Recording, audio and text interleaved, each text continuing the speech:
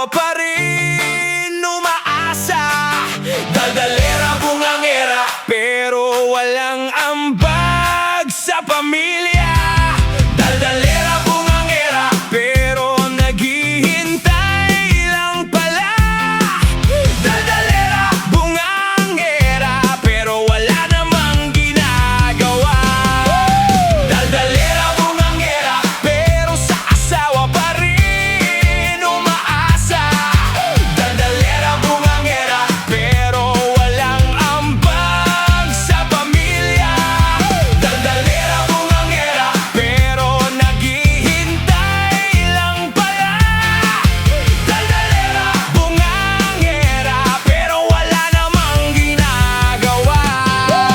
Daldalera, bungangera, pero sa asawa pa rin umaasa. Daldalera, bungangera, pero walang ambag sa pamilya. Daldalera, bungangera, pero naghihintay lang pala. Daldalera, bungangera, pero wala namang ginagawa.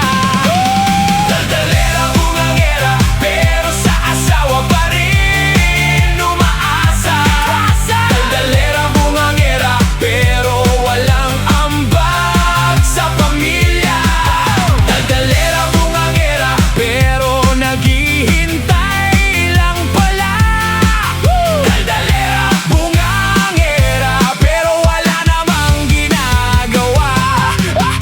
Akala mo yata madali, akala mo ganun lang kasimple. Yung paghahanap buhay, hindi ganun kadali. Di naman ako tamad, maaaring nasa maling sitwasyon. Gusto ko rin tayo umunlad, ang panahon sa atin umayon. Ngunit paano ako makakapag-isip ng tama? Paano makakapag-desisyon? Kung sa oras puro konsumisyon.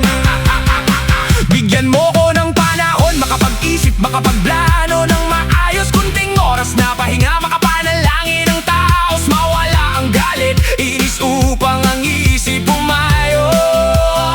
Sa panahong nagigipit tayo, kailangan lang mahanap ang problema. Pagkatapos mahanap gawa ng solusyon na huwag tayo padalos-dalos, sapagkat dun madalas nagkakamali. Imbis na mapabuti, mas lalong palugi.